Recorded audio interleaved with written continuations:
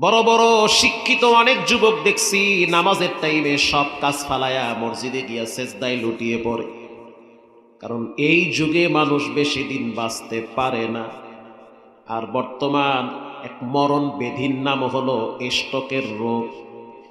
এটা brain stroke করে, heart attack করে। অনেক যুবক দেখছি সিআরপি হসপিটাল সাভারে ব্রেন স্ট্রোক করেছে। রাত্রিবেলা ভালো, সকালবেলা একটা সাইড লেগে গেছে, শক্তি পায় না। মা বলতে আছে আমার সাথে বুড়ি মহিলা, হুজুর রাত্রিবেলা দেখছি মোবাইল টিপতেছে, কি হাসি। আমি ওরে গ্লাস ভইরা দুধ খাওয়াইছি, সকালবেলা দেখি খাটের নিচে পইরা আছে। হসপিটালে আল্লাহ এক সাইড লেগে গেছে, পুরা সাইড অবশ হয়ে গেছে। একটা আর দুইটা না, হাজার হাজার। ইদানিং ব্রেন স্ট্রোক রোগী বাড়তেছে। আপনি যদি সিআরপি হসপিটালে যান, কান ধইরা তওবা করবেন যে আল্লাহ জীবনে নামাজ ছাড়ব না। কারণ তাদের চোখের পানি আর কান্না দেখলে মনে হবে ওদের চেয়ে কষ্টে পৃথিবীতে কেউ নাই। একটা মানুষ যখন অন্যের সহযোগিতা ছাড়া বাথরুমে যাইতে পারে না, এর চেয়ে কষ্ট আর কি হইতে পারে? কথা কন না।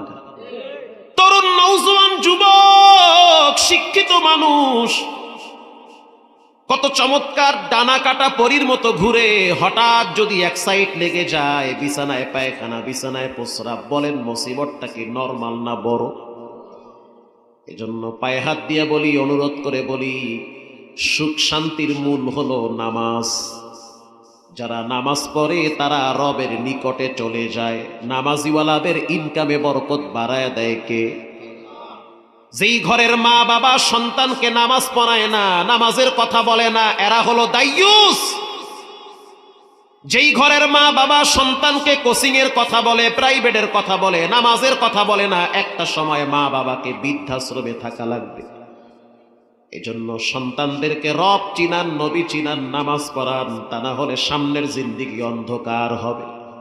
ঘরে ঘরে ছেলেমেয়েরা মা বাবারে ভাত দেয় না, নেশার টাকার জন্য রাত্রিবেলা ঘর ভাঙ্গে।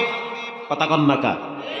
টাকা না পাইলে বাবার কল্লায় চুরি ধইয়া বলে জবাই করমু টেহা দে।